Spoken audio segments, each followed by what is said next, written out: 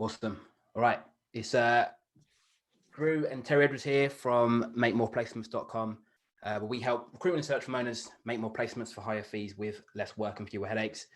Welcome to another episode of the Make More Placements podcast. We should be live. Again, I'm not really sure if it's working at the moment. If you're watching this live, just put live in the comments. If you're watching it on a replay, just put replay in the comments as well, just to let us know it's working.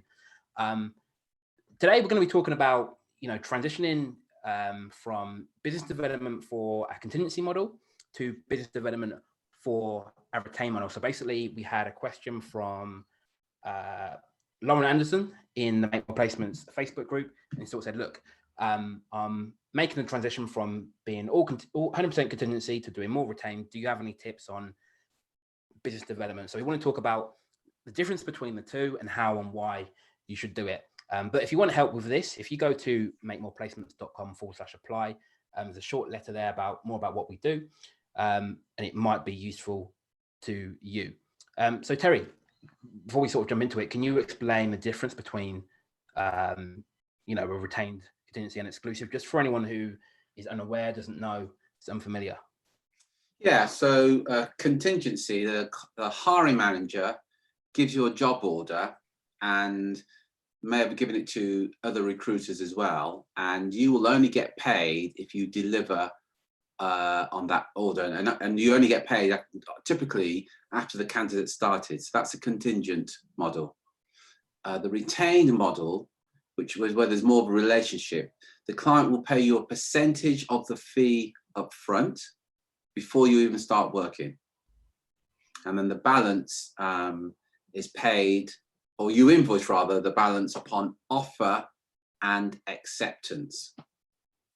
In a nutshell, that's it. So the contingent model, you only get paid if you do the work. Contingent model, you only get paid if you do the work. Retained model, you get paid up front. For a percentage of the fee is paid up front. So, and then, sort of in between that, you get the exclusive model where you don't get paid any up front, but you're the only person, you're the only recruiter working with that particular client. There's pros and cons of both, I guess, really. We've always been more pro retain model, or at the very least exclusive, because, some of the downsides with contingency that we've found, and I think, as the economy changes, I think this will get worse, is often on the contingency side, you speak to recruiters with fill rates of, below 30%. So for every 10 job orders they work on, they're only filling 2 or 3, right? Which is obviously a big problem. You want to get paid for as much of the work that you do. So if you're only even getting paid for 30% of that, it means that 70% of the time you're not getting paid. So we've always been more pro to move down the retain model. We've always been like that. I think as the economy has changed, I think one of the things that we predict is going to happen is that you're going to see more and more startup recruitment companies, because a lot of people will be let go. A lot of businesses will, who previously employ people, will disappear. I think, one of the big reasons that people don't start businesses is because the perceived risk in doing so, because they've got this secure job, right? A lot of that security has been swept away right now. So I think more and more people will think, and I'm seeing it already on LinkedIn, why not? This is a better time as I need to go away on my own. When more people enter the market, especially if the market is contracting at the same time in terms of the number of opportunities available, it obviously creates more competition. So if you're still working on contingency and there's more competition, more people working on those same roles, your fill rate is likely to drop compared to if you're working exclusively with the client, where you basically get the time to do proper research, give a proper service, and give yourself the best chance of filling the role. Terry, anything you want to add to that? Yeah, and you said 30%, but I've spoken 30% success rate for some contingent recruiters. But I've spoken to contingent recruiters where the fill rate is 10%, and and it can be as high as 40%. But look, let's be honest here. If you're working between 10 and 40, your success rate, right, is between 10 and 40%. Either way, it does mean that most of the time you're working, not getting paid. It does mean that most of the time you're failing and delivering for the client. It does also mean this, because often the client won't pay you, and we're going to come into this in a bit more detail. you getting the job order isn't much of an achievement, quite frankly, because anybody almost can get a job order. From the client's point of view, there's no engagement. I'll give this to the world and his wife, you know, if I think it's going to benefit me. And as Drew rightly pointed out, the economic climate is going to, undoubtedly, it's going to go down. You know, it's down already, and it's estimated it's going to stay there for a while. So more and more people are going to be entering the market, and more people are going to be going for the same job orders. And it's gonna what it means is that whereas before you might have been competing with 4 or 5 other recruiters, a few months from now you'll probably be recruiting with 8 or 10, 12 other recruiters on the same job role. And from the client's point of view, we're going to go into this again in a lot more detail. All they're getting is the recruiter that can deliver the fastest, not necessarily getting the best candidate, they're getting the quickest candidate. And majority of hiring managers don't want the fastest recruiter, they want the best candidate. There's an enormous difference between the two, and we're gonna go into that in a bit more detail. Yeah, so again, I don't know where you sit at the moment. Maybe you're already retained, maybe you're thinking about going there, maybe you think you want to stay on contingency. Obviously the choice is yours. I think the most efficient thing to do is to go down the retained or at least exclusive route. So let's talk about, you know, business development. The question was around like what changes in terms of how we market each service. You know, from when we're used to marketing contingency to marketing retained. What are some of you want to go through some of the sort of shifts that you need to make if you want to make that transition? So the first one, which is really an obvious one, or should be an obvious one, is the emphasis becomes more about building relationships with clients than it does with candidates, right? So on a contingency model, who finds the adequate candidate. So a lot of recruiters, the way that they win business is they find the candidates first, they do an NPC, or they market out that candidate in some way to win a client, right? With retained, it's almost the complete opposite. We get the client, we find out exactly what they're looking for, and then we go and find someone who meets that criteria exactly. Terry, anything you want to add to that? Yeah, I think the critical thing is in the difference of two models. In the first one, you've got to look for the candidate. The first one, the client gives you the job order. My apologies. The client gives you the job order, but there's no commitment there no commitment whatsoever. On the retained model, look, full disclosure as well, you probably gathered, my bias is towards retained for a number of reasons, which I'll go into any day. I won't deny it. My background is retained recruitment. That's all that I know. But one of the key factors is when you work on the retained model, ultimately you will work less and earn substantially more. So even if your fill rate is 30–40%, you've still got to work on 10 jobs to fill those 4 roles. Whereas you could work on 2 roles, and you know you're always going to get paid. You're always going to get paid up front. But critically, and this is the important thing, if a client's paid you up front, at some level, they're indicating they have faith in your ability to deliver this role. And by the way, you've got faith in your ability to deliver that role. Now, sometimes recruiters say to us, "Well, I'd rather not get that money up front, just in case I don't deliver it." My thing to that is, if you don't think you're going to deliver to the client, you shouldn't be taking the role in the first place.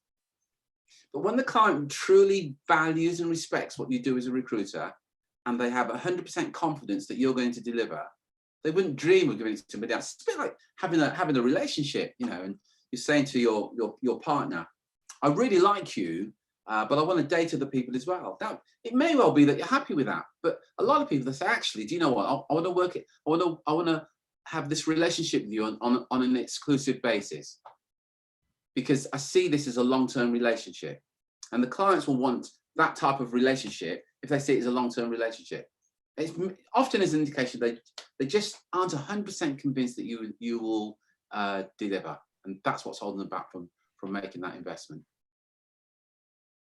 Perfect. Another shift that you need to make, this is probably the most subtle, but probably the biggest, right, is go from going after now buyers to future buyers, right? So what I mean by that is what you typically do, or what we see typically a lot of contingency recruiters do, all of their, approach to business development is around, are you hiring right now? Do you have a need right now?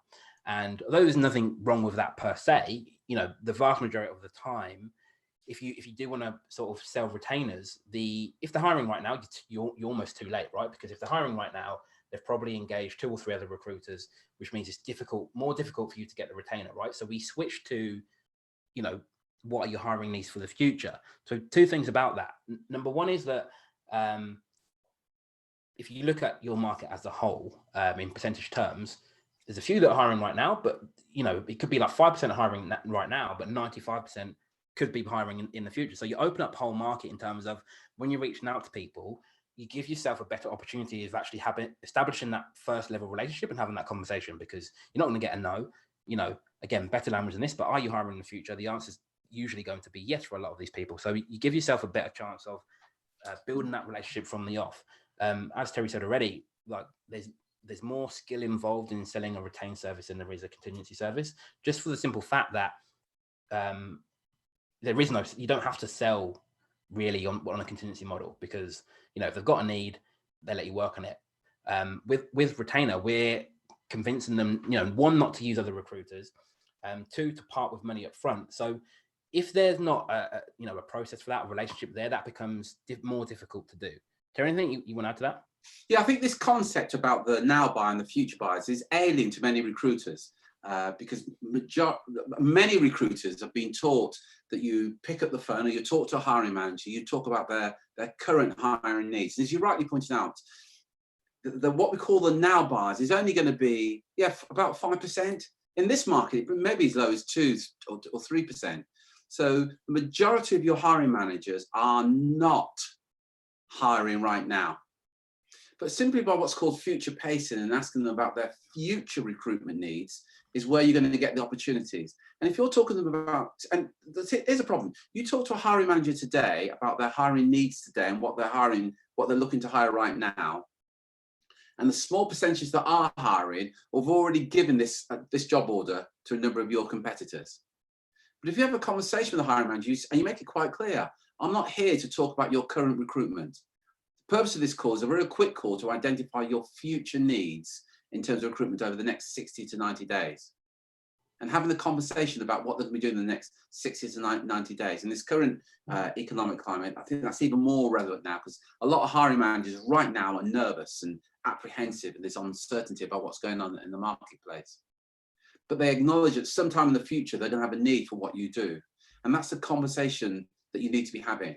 Because then you're then having a conversation about what they're going to do in the next 3 to 6 months, the type of person they're going to be looking for in the next 3 to 6 months.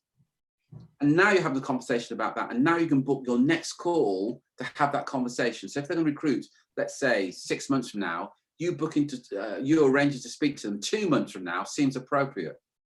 And of course, you've got that head start over your competitors. Now, I know there's many recruiters who are listening to this game, but that is so alien. I know many recruiters, they do something called ambulance chasing. So they see where an ad is. They see that a company is actually recruiting right now. It's quick, but very quickly they can work out, if you know your market, you can work out that probably is this client. And then they reach out to that client saying, hey, I know that you're looking for a blah, blah, blah. We've got some candidates that very much match what you're actually looking for. But the client's some way down the road. And wouldn't you rather speak to the client that's going to hire next month or the month after, rather than the client that's currently recruiting right now? Because you now can get in front of the clients before anybody else. So rather than going for the now buyer, you go for the future buyers. The hiring manager is going to be hiring over the next 12 weeks, over the next 2 quarters. They're the hiring managers that you want to be reaching out to today to get an appointment to talk to them near the time they're ready to pull the trigger, so to speak. Yeah. Awesome. And then, you know, another question that we get asked quite a lot when it comes to making a transition is around pricing and you know, what fee should we charge? How should we structure the payments? Again, these are all things to consider, but you know, at the end of the day, again, we could spend a lot of time talking about pricing and your fee, but I think what I want to get through to you today is that when you make that transition, positioning is far more important than pricing, right?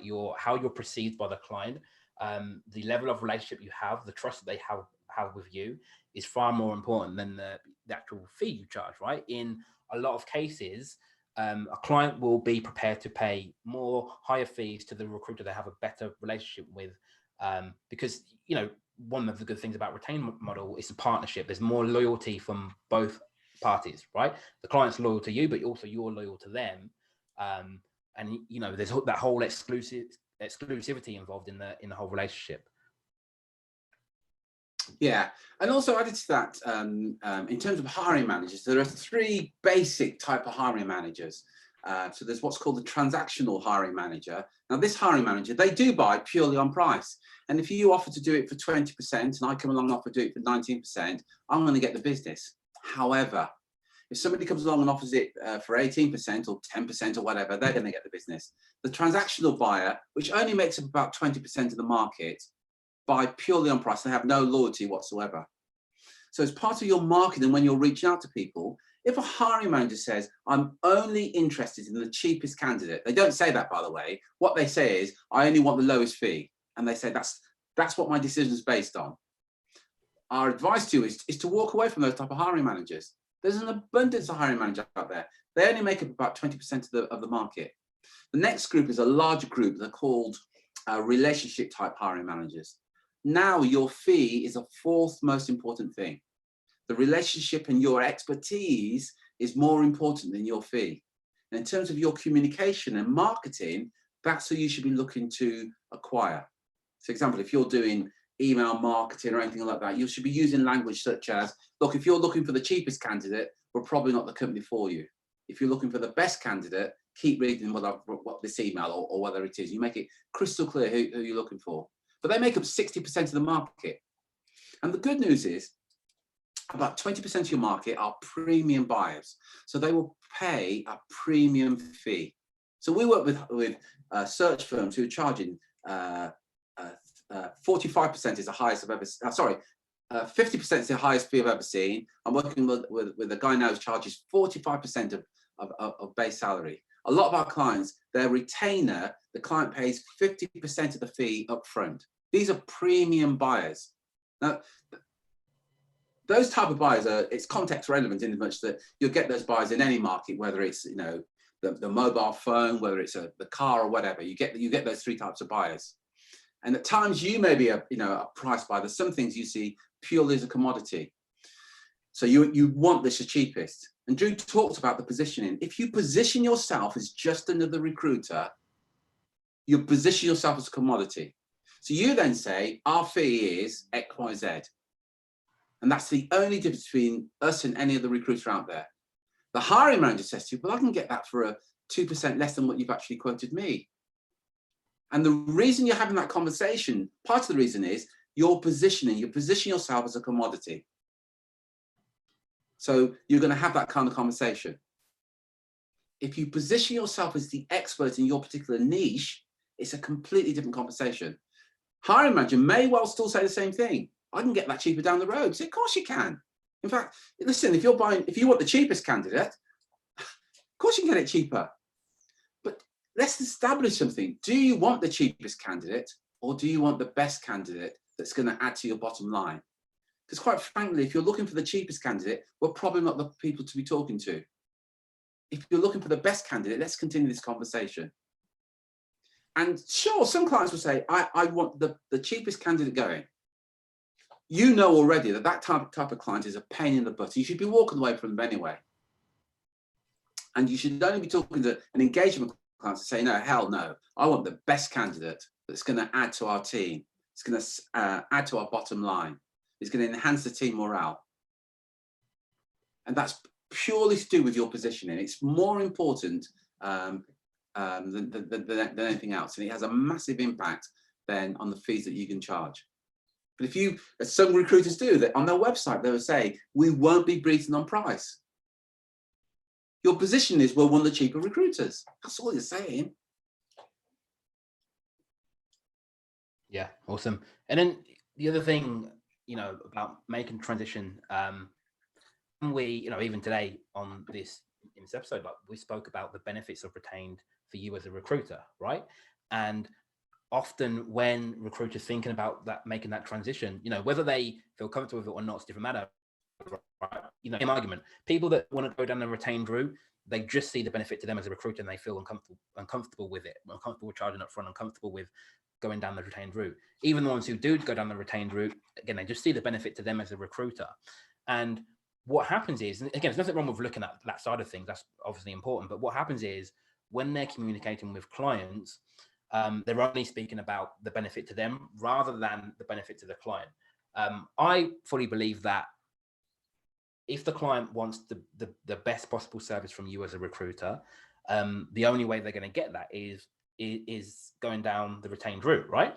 So, and if you're gonna sell the idea of retainers, or if you want to offer that as a service, you need to believe that too. So, you know, some things to think about. You know, what would your client prefer, right? Do they want the best candidate on the market and not just in the market? So people who perhaps aren't looking for an opportunity right now, but will be open to discussing the the prospect of it if the right comes along, right? So not just people laying around on the days who are actually looking, but people who are already performing in the role. What would they prefer, right?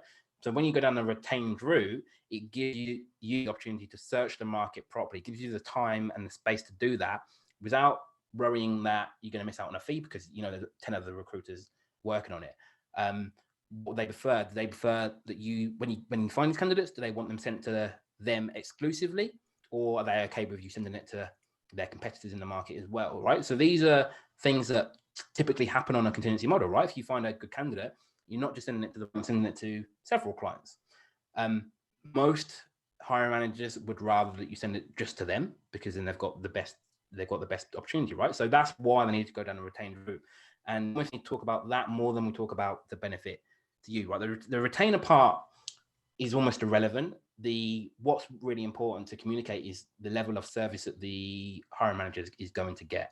When we're talking to our clients, we say, look, just forget about the retainer. Just sell the idea of working with you exclusively. If you've got your positioning right, they trust you to deliver the results they want. They're going to want that exclusively from you. They don't want you doing the same thing for their competitors as well, especially not at the same time. So we need to sell the idea of partnering with someone who they believe is the best provider in the marketplace, which is going to be you. Not the retainer part is just the payment terms. So look, do you think we're the best? If you've done your marketing right, they will.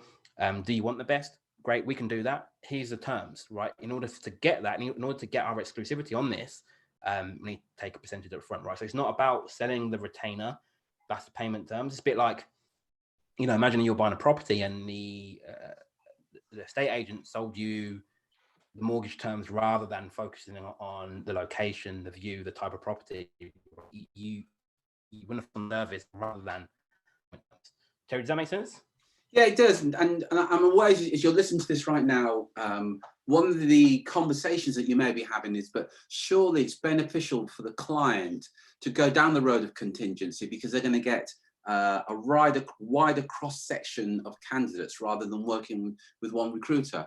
And your client may put that to you, or you may believe that at some level. But let's think it through. If you're a contingent recruiter, as Drew rightly pointed out, you've got this candidate and you're going to put it forward to that client, but you're also going to put it forward to other clients that are looking for the same candidate. So ultimately, the client doesn't benefit at all. And how many times? And from the client's point of view, they're not going to benefit. From your point of view, often you're working on roles that you won't fill. And if you work with the same client on a number of occasions and you're constantly working on contingency, and there are recruiters out there who are purely quicker than you, they got the job quicker than you, earlier than you rather, the perception of you is that you don't deliver. And you will acknowledge as a contingent recruiter, most of the job orders that you work on, you don't fill. So the perception of you by the hiring manager is, these guys aren't very good, they don't deliver. Now, it's not because you're not very good. It could well be that they say the other guys have got the job orders before you, or they're just quicker. If they've got the resources to get the candidates in front of the client quicker, that gives them the benefit. And, and from the candidate's point of view, how do you think candidates feel when 4, 5, 10 other recruitment and search firms reach out to them for the same role? So one of the advantages of when you're working on a retained basis you can make the candidate feel special. Because you can say, look, nobody else is going to approach you about this role. We've been assigned to work exclusively on this role, and clearly you have if you've been paid up front. But the critical thing about all this, I mean, that this whole thing about transforming from contingency to retained, the key thing is you must be able to communicate the benefit to the client as to why they should do that.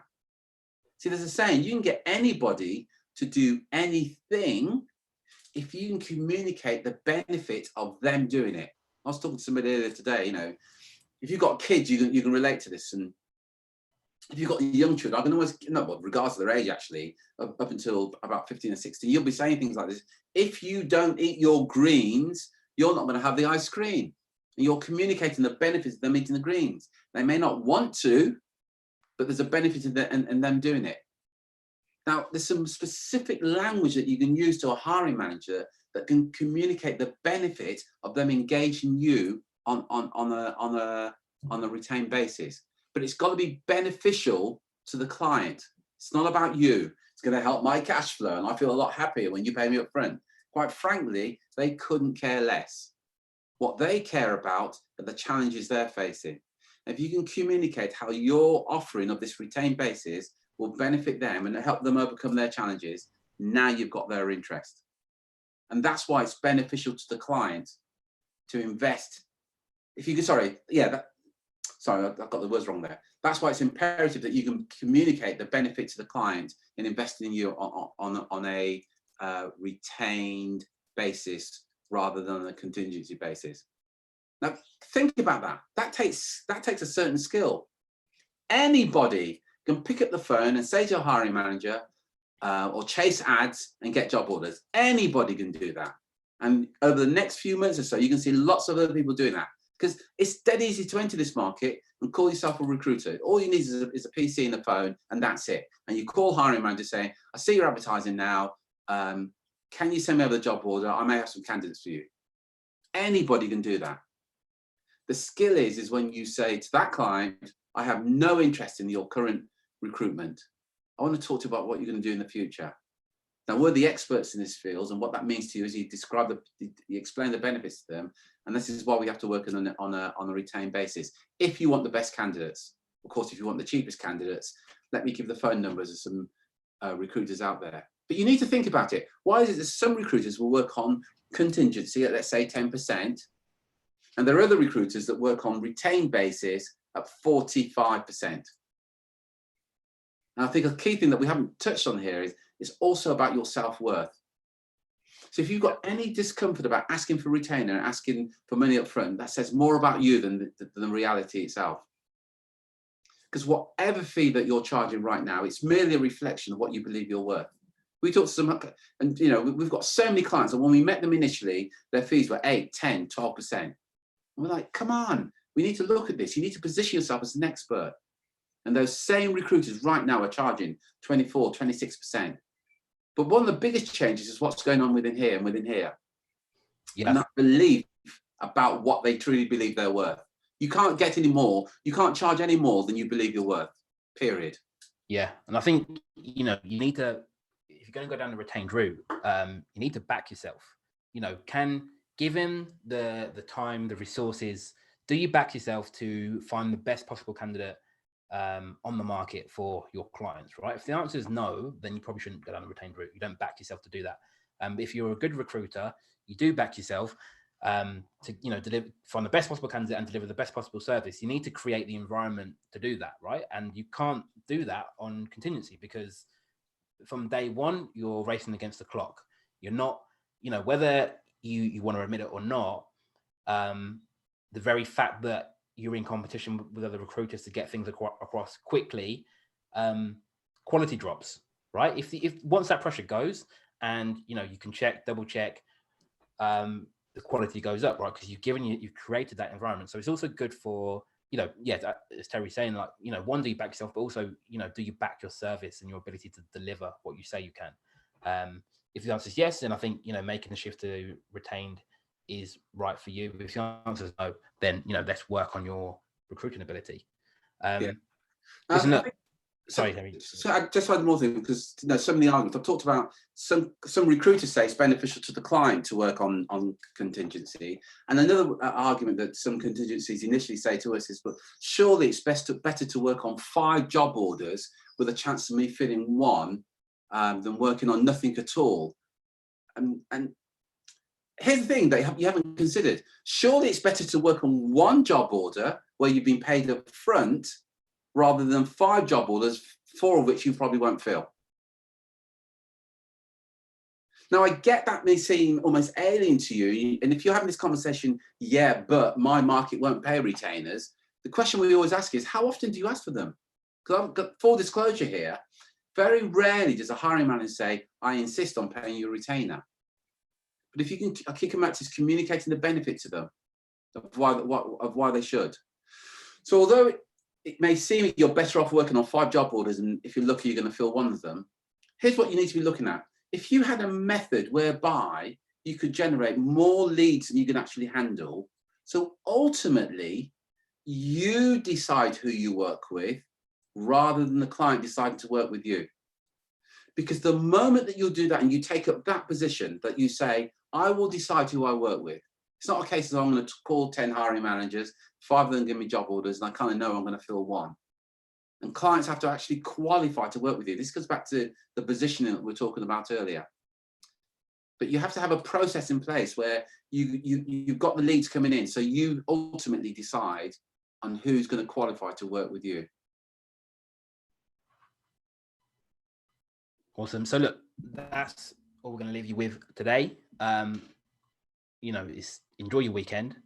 If you want help with this or anything else you've heard us speak about, if you go to makemoreplacements.com/apply, the short letter there about what we do and how we might be able to help grow your business. So that's makemoreplacements.com/apply. Enjoy your weekend, and we'll speak with you again soon. Take care, take action, and be relentless. Cheers, Drew.